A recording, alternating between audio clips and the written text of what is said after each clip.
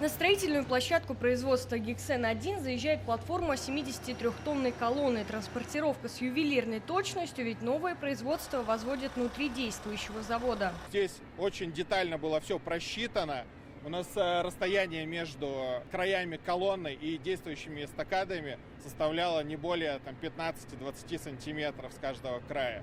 Поэтому это, по сути, ювелирная работа. Эта колонна настолько большая, что целиком не помещается в кадр. Длина 47 метров, как 18-этажное здание. Ее и другую такую же колонну в Нижнекамск на производство «Гексен-1» специально доставляли из Воронежской области. Сделали колонны выделения на российском заводе «Бармаш». В Нижнекамск составные части оборудования привезли автомобильным транспортом. На городском причале их собрали и на специальной платформе с определенной скоростью привезли на площадку. Эти колонны – самое габаритное технологическое оборудование новой установки. Здесь будут делать очень нужной стране «Гексен». Без него невозможно получить полиэтилен премиального качества, из которого потом сделают, например, строительную пленку или трубы для ЖКХ. Новое производство – собственная разработка «Сибура», оборудование до 90% отечественное. Технология производства «Гексена-1», собственная разработка «Сибура». Производить будем продукт, который ранее закупали из-за рубежа.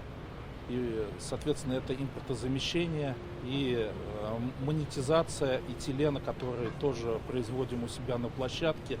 Соответственно, получаем продукт, который дальше будем использовать в своих переделах. В России производств, аналогичных новому проекту «Сибура», нет. Сейчас «Гексен» для полимерных производств компании поставляется из-за рубежа. На новом производстве будут выпускать до 50 тысяч тонн «Гексена» в год. Алена Струминская, Адель Миндубаев, ТНВ, Нижнекамск.